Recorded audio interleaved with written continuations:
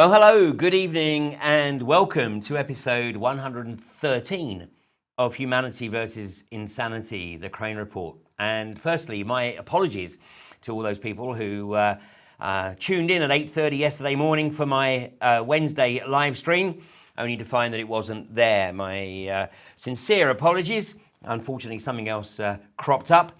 But I will be back tomorrow morning at 8:30, and I intend to continue the routine of Mondays, Wednesdays and Fridays live streams for as long as possible. But tonight we're going to be taking a look at what's going on with UK politics. And of course we're due to Brexit on March the 29th, and we'll come back to that in a second. But some 6 weeks after Brexit, we have the AV10 conference, and I am deliberately keeping a number of speaking slots free at the moment to ensure that the event is absolutely relevant. So in addition to the usual suspects of Brian Gerrish, Patrick Henningsen, Dr. Graham Downing, myself, and the additions of Mats Polvig, the Danish politician that is looking to put the cat amongst the pigeons in Denmark, having spent much of his life inside the banking industry and now realizing that he was in the heart of the belly of the beast and is now trying to rectify that in the best way he feels he can by entering politics. Of course, that will never be the case for me. I will never enter the political arena, not least because I would certainly not take an oath of allegiance to any mortal being. So that pretty much rules me out of participating in the UK circus. But at AV10, we will have, as always, the best of the analysts, people who don't just commentate, but people who are also active in working to bring about the changes that we all know we need to see. Now, we're down to about single figures in terms of the number of rooms still available for AV10. So if this is something that you would like to participate in, if you would like to hook up with some 300 or so people who are from all political persuasions, from right across the social spectrum, and the one thing that unites everybody who comes along to the AV events is that there is the common recognition that things are not right, that what is unfolding in the global arena does not have the best interests of humanity at heart.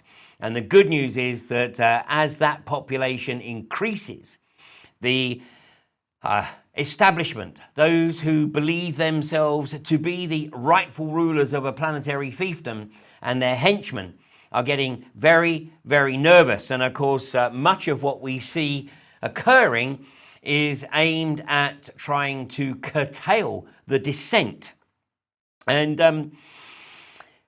one of the reasons that, perhaps that we need to get active is because this agenda is accelerating. So AV10, 3-day event from Friday the 10th of May until Monday 13th of May 2019. And if you want to book a ticket or find out more about it, then go to www.alternativeview.co.uk or my own website, ianrcrane.com. Now a little closer, tomorrow evening, which is Friday the 22nd of February, I shall be participating in this event in Buckfastleigh, just off the A38, about halfway between Exeter and Plymouth. And the event here, 5G, smart meter technology and the impact on our health. And as much is made of the benefits associated with the rollout of 5G, of course, little discussion takes place regarding the negative health impacts. And of course, Mark Steele at the other end of the country in Gateshead is very much on point. But just as the focus on tree culling was put on Sheffield, we have to be very, very careful that the focus is not too much just on Gateshead. Because whilst all eyes were on Sheffield, trees were being culled all around the country. And in fact, it's now been ascertained that Newcastle City Council actually culled more trees than Sheffield, completely under the radar and without the local residents raising too much of a concern. And now we have the same with the 5G and LED streetlight rollout. All eyes perhaps on Gateshead, thanks to the tremendous efforts of Mark Steele, but it is a technology that is intended to be rolled out right across the country over the next 2 years. So if you want to find out a little bit more about what's occurring, then if you can make your way along to the town hall, Buckfastleigh, tomorrow evening. The postcode is TQ110DD. Doors open shortly after 7 o'clock, and the event is due to wrap by about 9:30 or 10 at the latest. So that's 5G and AV10. Let's look at what's rolling out in the UK right now. Well, of course, the media is very much focused on what's happening in Westminster. And this is the headline from The Sun today: the split hits the fan. And in the Daily Mail, I want to kill off the Tory party. And the Sun editorial leader was the turncoat lot out to KO our no to the EU. Well, it shouldn't really be any surprise that this is occurring because it's all part of the chaos that the establishment likes to create in the attempt to keep everybody in a state of absolute mental disarray. Want to bury their head in the sand, want to just keep on doing whatever it is that their daily routine requires of them, rather than take a deeper look or engage in the political arena. Now, the vast majority of people, probably 90%, will never engage in the political arena. And that's okay, because they won't engage one way or the other. So the important group are the anything up to 10% who are prepared to engage in one way, shape or form. And, just to put things in perspective, it is acknowledged that back in the US War of Independence, only 3% of people in the US actually took up arms against the British. Only 3%, and only 8% of the population actually wanted independence from Britain. And we know how that turned out. So, just 3, 4, 5% of the population actively engaging in the political process, even if it's simply holding their elected representatives' feet to the fire to ensure that they are indeed looking after the best interests of the electorate, then that is a significant contribution. So the disruption in UK politics is being driven by a mix of disgruntled Remainers. And these are MPs who have demonstrated by their action that they have a total disregard for democracy. They actually believe the myth that once elected, they don't have to give a damn about the electorate. They can simply do what they, in their arrogance, believe to be the best for the country. And whilst I might acknowledge that there are occasions when that's appropriate, having put the referendum to the British public 2.5 years ago, which is very clear: do you want to remain in the EU or leave? And the vote was leave. 52 to 48, doesn't matter how you look at it, 52% is greater than 48%. And it was a straight majority. It wasn't a referendum that said, look, once you let us know what you think, then we'll take that account, we'll work out the deal, and then we'll come back to you for a further vote. It was, do you want to stay in or do you want to get out? And we want to get out. But here, the arrogance of these politicians is such that they think they know better. Now, one or two of them actually represent constituencies where the majority did vote to remain. But most of those are in the southeast of England. The vast majority of the rest of the country voted to get out. And sadly, one of the MPs in this loop here, this lady here, is Sarah Wollaston, the MP for South Hams, and it is in her constituency that I will be speaking tomorrow in Buckfastleigh. And needless to say, she's not going to get through the evening without me making a mention or two of her treacherous behaviour. But of course, none of these MPs has the good grace to actually resign their seat, to enable their electorate, who elected them on the manifesto, which in both cases, both Labour and Tory, was to leave the EU. No, they're going to hang on in there and literally undermine the attempt to leave the UK, leave the EU, and also to undermine the UK political system, which may not necessarily be a bad thing. This may be an element of the chaos that doesn't work out the way the establishment intended. And this is known as the law of unintended consequences. And it is beholden upon us to make sure that those unintended consequences are in fact what rolls out. So let's have a look at one of these prime movers here, Chuka Umunna.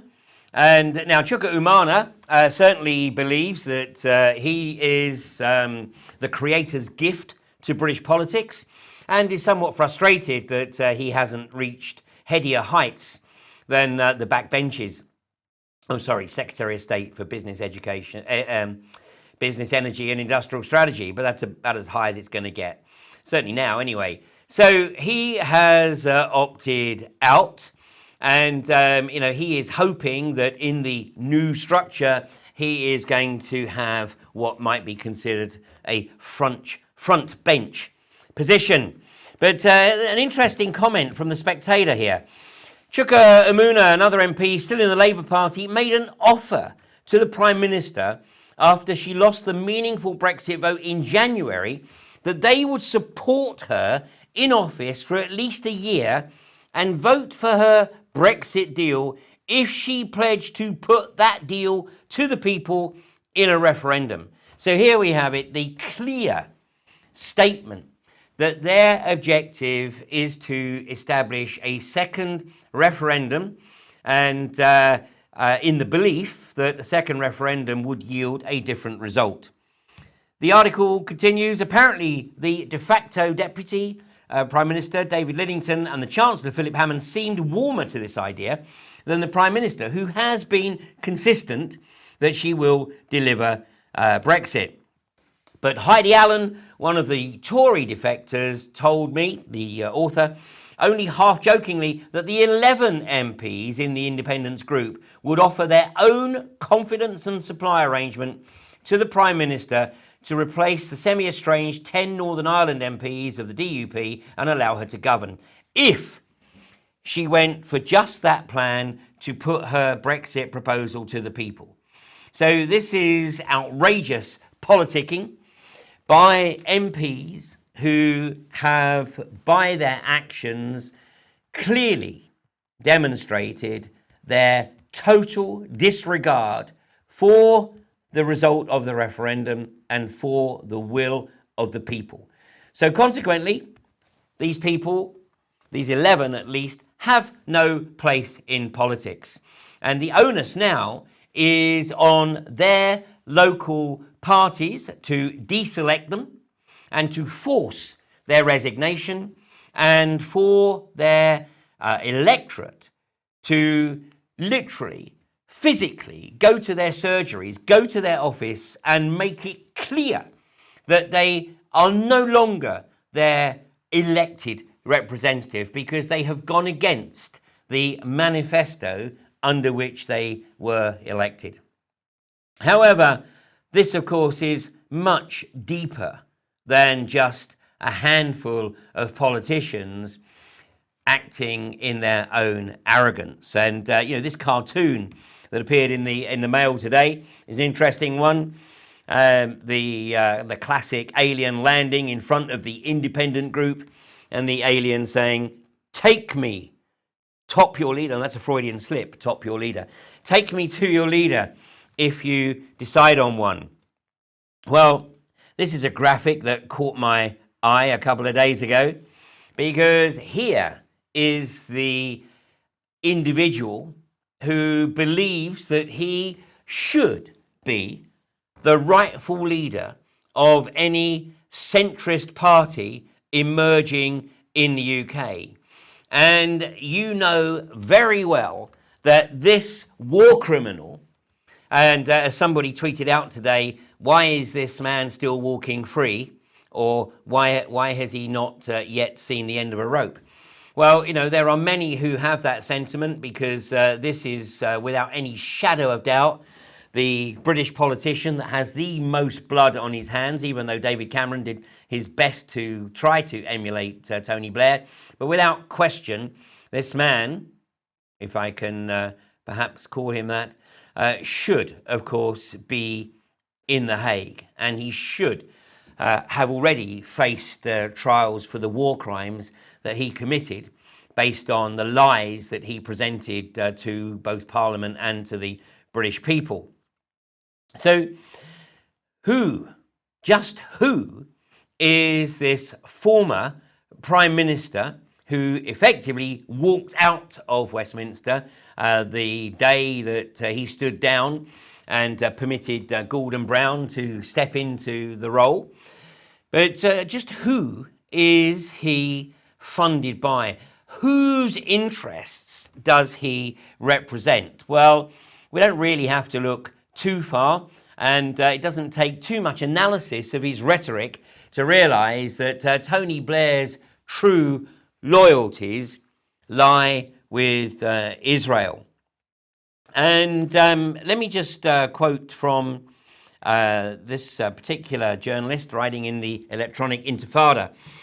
"A true friend of the State of Israel," said Israeli Prime Minister Ehud Olmert of his outgoing British counterpart Tony Blair. He was appointed this week as Special Envoy for the Middle East Quartet, with a portfolio focused on Palestinian economic and political reform. "Tony Blair is a very well appreciated figure in Israel," said Israeli Foreign Minister Tzipi Livni. According to an Israeli government statement, Israel will provide him with all the necessary assistance in order for him to carry out his duties. Now, the wording of that is very interesting, because the portfolio of this sinecure position was focused on Palestinian economic and political reform. The inference being, of course, that Israel had nothing it needed to do, and any efforts needed to come from the Palestinians. Well, the article continues, "It should not come as a surprise that the Israeli government officials welcome Blair to his new job. Although he has long claimed to be interested in supporting justice for the Palestinians, Blair has an unremitting record of bias towards Israel. After George W. Bush, Blair is probably the most disliked and distrusted individual amongst Palestinians, as well as in the Arab world in general, and in his own country, in the UK, of course. This stems not only from his role in the Iraq War, but because he has swallowed the neoconservative agenda whole, becoming one of the leading proponents of a clash of civilizations between a supposedly enlightened West and a backward Islamic world." Well, Tony Blair has certainly demonstrated unequivocally that he is fronting the neoliberal agenda.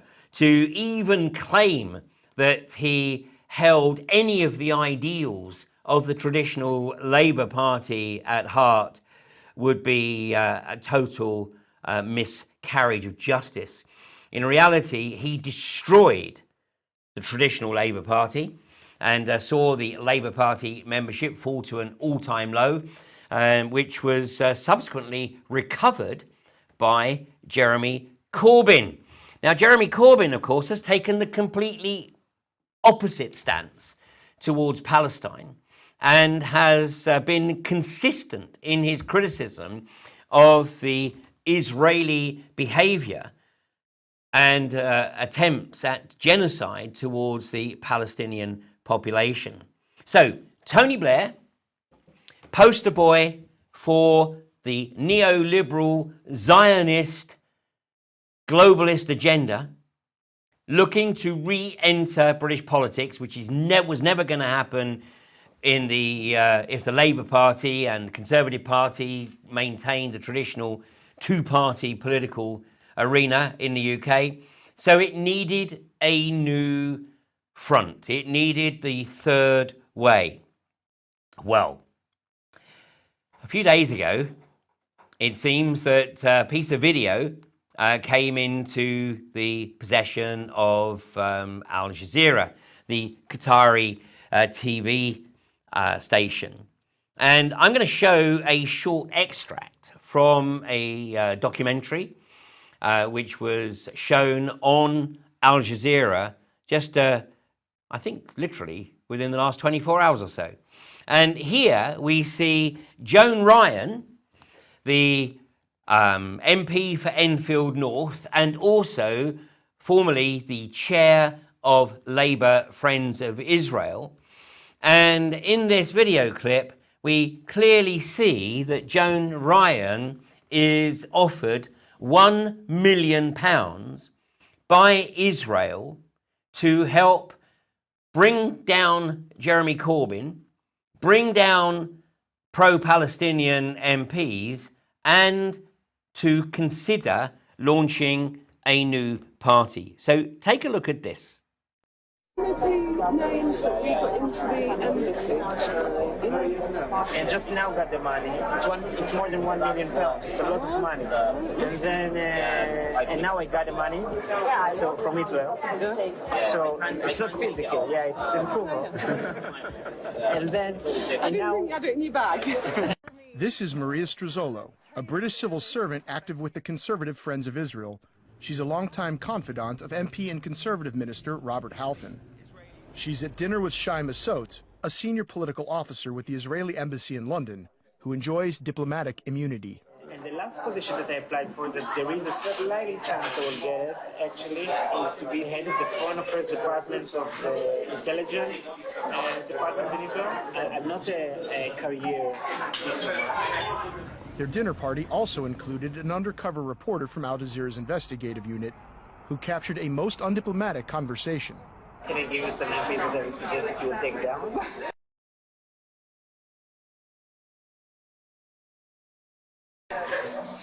Well, you know, if you look hard enough, I'm sure that there is something that we're trying to hide. Yeah, I have some MPs. Let's talk about it. Okay. No, she knows which MP you want to give, the question. Yeah, it's good to remind me. The Deputy Foreign Minister. He's referring to Sir Alan Duncan, a minister in Britain's Foreign Office, who has publicly opposed Israeli settlements on occupied Palestinian land. This exchange between the political officer of the Israeli embassy and a parliamentary staffer about taking down, is the phrase used, Alan Duncan, is outrageous. It's shocking. It doesn't matter. You still want to know. No, he's doing a lot of progress. I thought we had, Sounds like a neutralized him a little bit, no?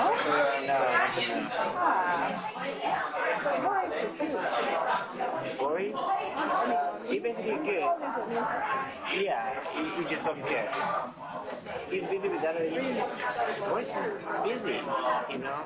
Boris Johnson is Alan Duncan's boss and Britain's foreign secretary. He is an idiot, but so far he became the Minister of Foreign Affairs without any kind of responsibility. So technically, if something will happen, it won't be his fault. The Israeli diplomat features prominently in The Lobby, a four-part documentary series scheduled for premiere January 15th. Seeking to topple members of parliament or a government minister like Sir Alan Duncan is a line that few foreign embassies would be willing to cross. It's a scandal the Netanyahu government must now answer for, as well as the British civil servant who entertained it. Clayton Swisher, Al Jazeera, London. Okay, what we have just seen there is the prima facie evidence of a British politician behaving treasonously. Imagine the media outcry, and rightly so, if Jeremy Corbyn, for example, had been filmed being offered, say, £1 million by a Russian diplomatic official.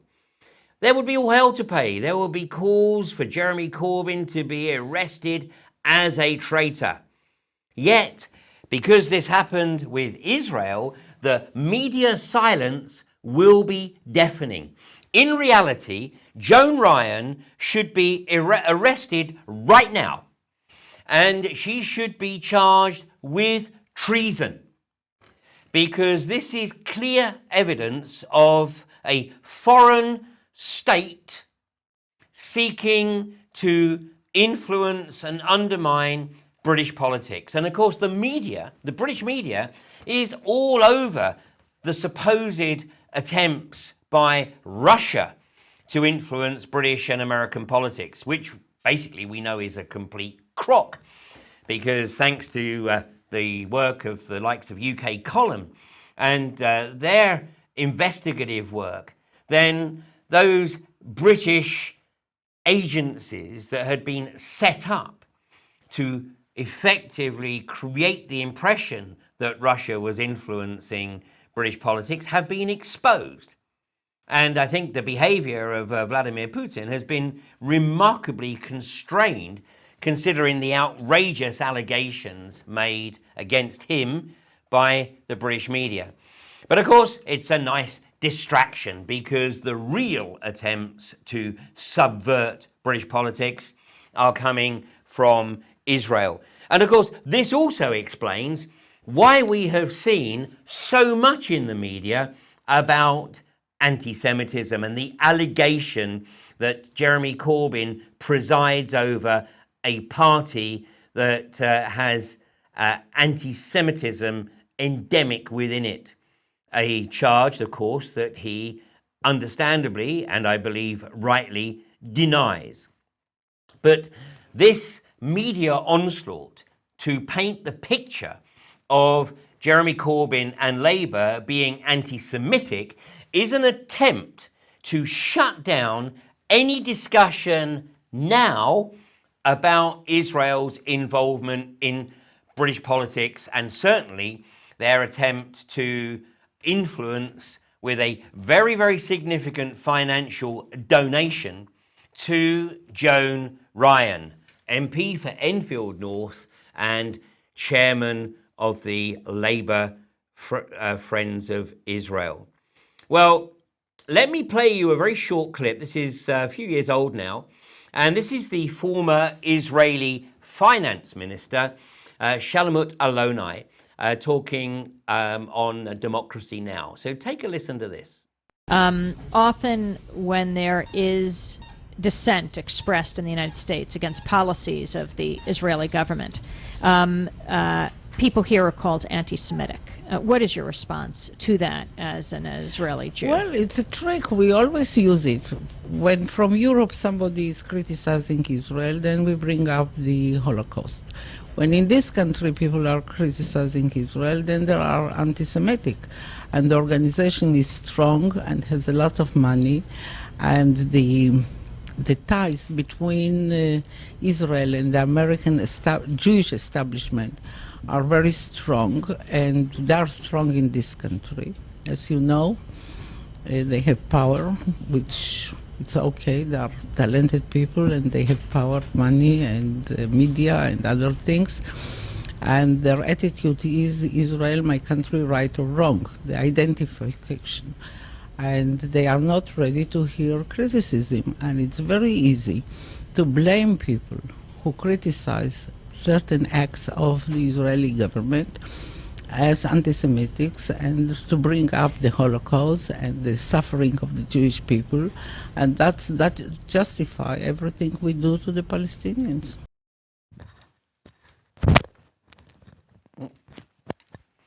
bit of a tangle there, sorry. And this enables Israel to justify everything it does to the Palestinians by shutting down discussion and debate, simply by weaponizing vocabulary, by the use of the term anti-Semite or Holocaust denier. And I've had the same tactic attempted to be used against me somewhat crassly, nearly a decade ago now, by the self-appointed head of the Transition Town organization. And if you are interested and go to Transition Town Watch, that's all you need to search for, Transition Town Watch, you'll find the trail of correspondence that I had with Transition Town after their self-appointed leader, Rob Hopkins, attempted to claim that I was a Holocaust denier. And this was an attempt to bring me into disrepute because I refused to buy in to the peak oil dogma being pumped out by Transition Town. And let me tell you that the peak oil dogma was a complete load of tosh when it was first put forward in the late 90s, and it's a complete load of tosh now. But anyway, that's not the purpose of discussion. It was just an illustration to show how the vocabulary has been weaponized. And you can expect to see in the media that anyone who tries to draw attention to the Israel links to Tony Blair and the Israel links, and particularly the Israeli financial links, to the new independent group, and there's nothing independent about them at all, but expect to see the anti-Semite label thrown out with some considerable abandon. Well, what is it that is at the heart of this attempt by Israel to influence global politics, apart from, of course, ruling the world? But in the short term, a big part of their agenda, the Zionist agenda, is to destabilize the economy and the homogeneity of the northern European nations. And this is being done through immigration. And if we look at the immigration statistics in the UK over the last couple of decades or so, what we see is that net immigration, in fact, in 1992, net immigration was actually a minus number. And of course, this follows the campaign primarily by the Sun and Rupert Murdoch, again, where they ran the outrageous headline, "With the last person to leave Britain, please switch out the lights." And this was the Sun headline that effectively cost Neil Kinnock the leadership of the UK, and against the flow, if you like, managed to get John Major back into number 10. But then from 1994 onwards, immigration kicks off, but it's not that significant, no big issue. This country has always had some degree of immigration. But look at what's occurred from 1999. Bear in mind, Tony Blair came into office in May 1997, and look at what happened literally from the following year. The net immigration has been rising, getting to the point of an average of about 250,000 a year, which means that in every 4 years, the population of this country increases by immigration to the tune of 1 million people. Now, inherently, I have no issue with immigration. Having been an expat myself in much of my corporate life, then I fully appreciate the importance of bringing in skills and expertise from overseas, and also, of course, creating the opportunity for that cultural diversity. But this plan goes way beyond that. And as I think has been seen by people watching Question Time over the past few weeks, the audiences have become increasingly hostile in response to the allegation that those who voted to leave the EU did so on the basis of their inherent racism. This is intellectually dishonest. It's a classic case of the Remainers being sore losers and seeking again to weaponize the vocabulary of immigration. And even, in the north of England, if you speak to many of the immigrants in the areas such as East Lancashire, they will readily acknowledge that the infrastructure of the country is not set up to deal with continued mass immigration. In fact, I believe that there was a documentary recently which showed Blackburn General Hospital, and I have had my own experiences of Blackburn General Hospital, and I'm pleased to say that the wait time wasn't as bad as it was shown on the recent documentary. I only had to wait 5 hours. But there are times, particularly on a weekend, where it's some 13 and 14 hours to see a doctor in A&E. Now, when I was there, the doctor that I saw was a Palestinian. And I made the observation and I said, how do you work in this mayhem, in this chaos?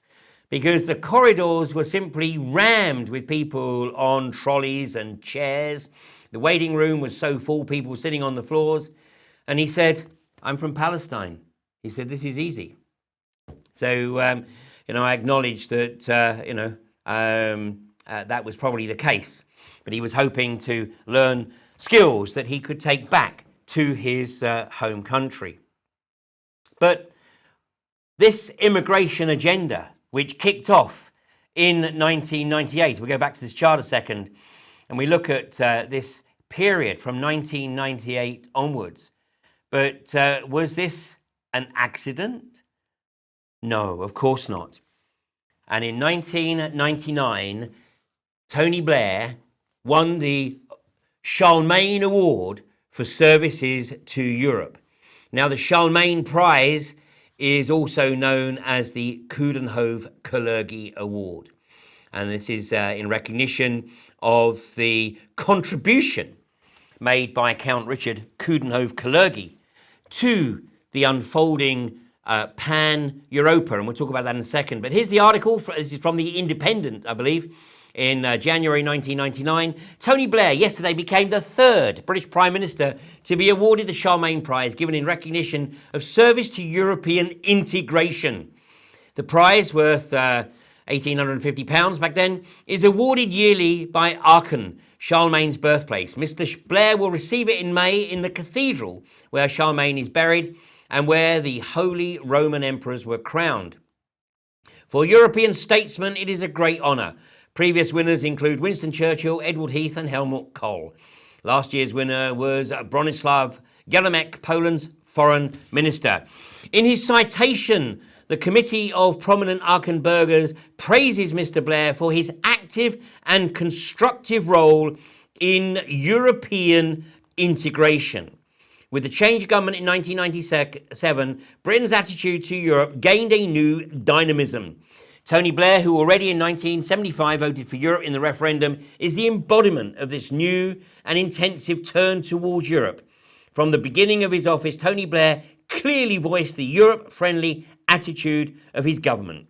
He's also praised for the third way, the modernising zeal of his administration, and for bridging the gap between liberalism and socialism. Well, let's just take a look at some of the language that is used here. Sorry, can we leave that on screen a second?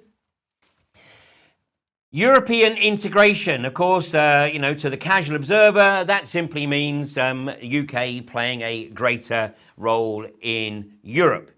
A new dynamism could be argued for the same. The friendly attitude of his government that his office displayed right from the get-go. Well, to those who knew what was being discussed here, the reference was very much to Tony Blair's adherence to the Pan-Europa Manifesto drafted by Count Coudenhove-Kalergi in the early 1920s. And his dissertation calls for the destruction of the northern European nations through mass immigration. Now, what he actually is very specific about, he says that this will completely undermine the proletariat and allow the aristocracy and the spiritual elite to govern without interference from the other social classes. And I will leave you to work out who he was referring to when he said the spiritual elite. Now, if you haven't seen my AV7 presentation, it is on my YouTube channel. And the title of the talk was The EU Referendum, the Plan to Destroy the UK and Every Other EU Nation State. And I gave this presentation 6 weeks prior to the EU referendum. And sadly, I regret to say that pretty much everything that I forecast in that presentation is coming to pass. Now, I don't claim any special insight. I simply read the scripts. I read the reports from think tanks, because this ruling class, these parasites, believe that they have to tell us what their intentions are. It's part of their belief system that once they have put into the public domain what their intentions are, if we then acquiesce through our lack of response, through our apathy, that is then the green light for them to proceed. And that is exactly what is occurring right now. So what is going to unfold over the next few weeks? We are going to see the media, particularly the Murdoch press, pushing the rightful position of this independent group in British politics. We're going to see attempts to sanitize the war criminal, Tony Blair, to give him a role here. And this is going to be effectively the political party representing Israel in the UK. And if that isn't treasonous, then I don't know what is. Why should any external nation state be able to infiltrate the British political arena, or any other nation's political arena, come to that? Well, the UK is not alone, of course, because over in the US, we have another arch warmonger, and this is none other than John Bolton. Now, John Bolton is an extremely sick sociopath who believes that he was put on this mortal coil to initiate global conflict. And although he's been less prominent than the likes of Tony Blair and George Bush, John Bolton is never far from pulling the trigger. Metaphorically, that is, because, of course, he was like all these war criminals and these war hawks. He was a draft dodger. In the days of Vietnam, he was doing everything he possibly could to avoid conscription. Well, here he is, standing alongside the shoulder of George W. and Condoleezza. And, here's a quote from William Rivers Pitt. Bolton became the dream weaver for the Iraq War, the loudest advocate for false intelligence on Iraq's weapons capabilities. In other words, he was working hand in glove with the war criminal this side of the Atlantic, Tony Blair. He was also chairman of the Project for a New American Century. Now, this group disbanded, supposedly, I think in about 2005 or 2006. But the Project for a New American Century was responsible for trying to persuade Bill Clinton to invade Iraq in 1998, an instruction that, of course, he duly ignored. But the PNAC group produced a report called Rebuilding America's Defenses, which was published in September of 2000. And in that report, which was to some extent a rewrite or paraphrasing of Zbigniew Brzezinski's book, The Grand Chessboard, which he'd published 3 years earlier in 1997. And famously, in the PNAC report, there was the statement that to get the American public on board to support an American foreign policy which was effectively aggressive, then there would need to be some clear and undeniable threat to the American public, such as a new Pearl Harbor. Well, George Bush, of course, famously wrote in his diary, reportedly, on the evening of September the 11th, 2001, that today America got its new Pearl Harbor. So William Rivers Pitt continues in his article. He writes, even by PNAC's grim standard, that's the Project for New American Century, John Bolton is a snaggle-toothed monster. The people who agree with him are still freaked out by him because he is a ball of terrifying war hubris made flesh. Yet somehow he keeps landing jobs within walking distance of the Oval Office. George W. Bush made him UN ambassador while Congress wasn't at home because he knew Congress wouldn't approve it. He was fantastic at alienating other nations, but wasn't really in a position to do the kind of serious damage that he's capable of. Well, guess who he is effectively working for? And Times of Israel reporting that the Zionist Organization of America gives John Bolton the Defender of Israel Award. So John Bolton is very much at the core of the US attempt to undermine the sovereignty in Venezuela.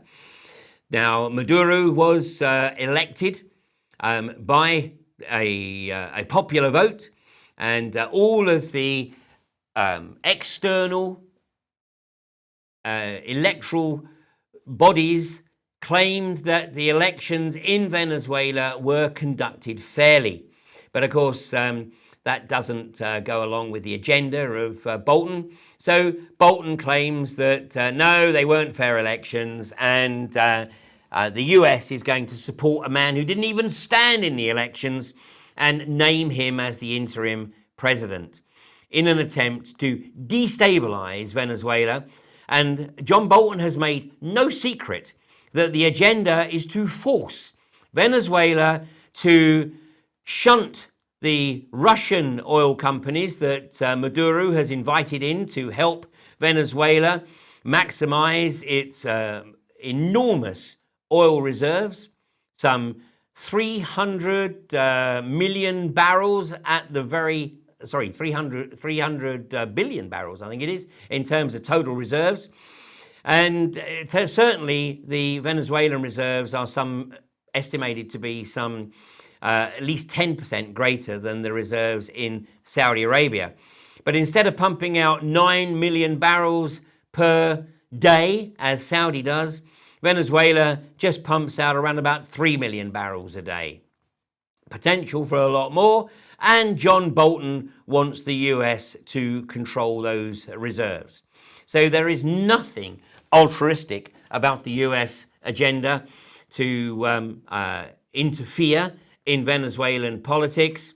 And in fact, the US is doing everything it can to pile the hurt on the people of Venezuela through sanctions in the hope that it will force Maduro to kowtow to the Bolton agenda and allow the American oil and gas industry in to manage the reserves, which are primarily around Lake Maracaibo. So obviously the US is ultimately prepared to use force, as it has done in Iraq, Libya, and Syria, and pretty much any nation around the world that has natural resources that the US administration and their global bankster handlers want to get their hands on. So, as you see, everything is not what it seems, and is certainly not is what is presented in the lamestream media. And what I'm sharing with you is all in the public domain. There's no reason for anyone to say that, or dismiss anything I say, without actually checking the facts for themselves. And the establishment, the global banksters, the lamestream media rely on people being so busy trying to keep a roof over their head and food on their table that they won't have the time to do their own research, and that they certainly won't have the time to participate in the political arena beyond actually putting an X in the box on election day and then leaving their increasingly corrupt politicians to do whatever it is that they are instructed to do by those who are prepared to pay them to undermine the sovereignty of their own country. So why Joan Ryan, at the very least, isn't in jail tonight is a massive question. So who really controls this country? And obviously Theresa May is doing everything that she can, or is told to do, to delay and disrupt Brexit. The people are telling their politicians in increasing numbers and with increasing force that the UK voted to get out of the EU on March the 29th, and that's where we need to be. On March the 30th, this country needs to be free of the grip of the EU. The 39 billion should definitely not change hands. That should be used for internal investment.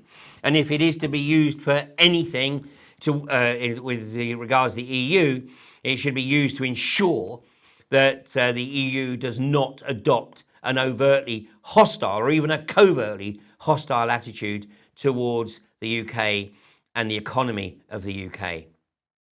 For 2.5 years, the British politicians have been dragging their heels in the hope that the British people won't notice.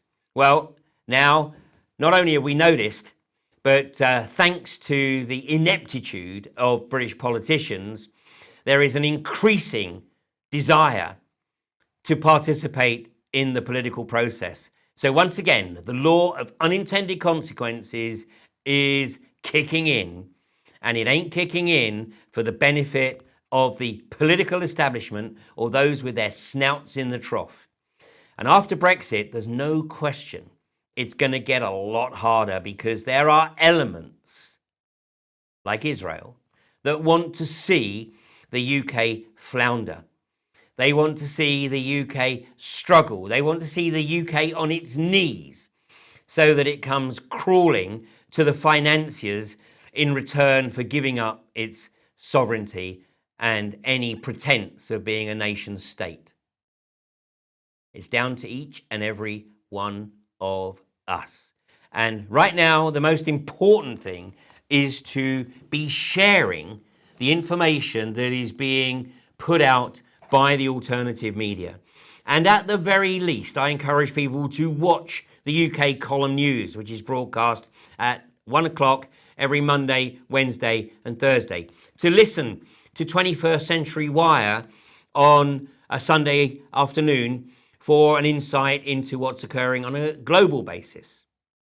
And don't stop there. Whatever other alternative media outlets you feel appropriate, check them out. Cross-reference.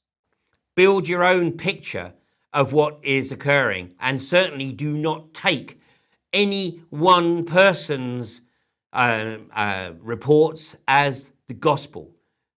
It's crucial that we build a combined picture, one that is based on truth, one that is based on evidence, and not one that is based on media or political rhetoric.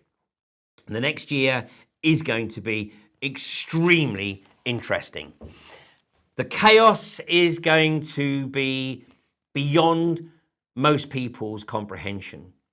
But chaos brings opportunity, especially when that chaos is not yielding the response that the establishment expects. So it's exciting times. Thanks for joining me tonight. I will be back with a live stream tomorrow morning at 8:30. And if you could join us in Buckfastleigh at the Town Hall tomorrow night at 7:30, that'd be great. Or at AV10 in May at the Horwood House Hotel. Thanks for joining me, and see you soon.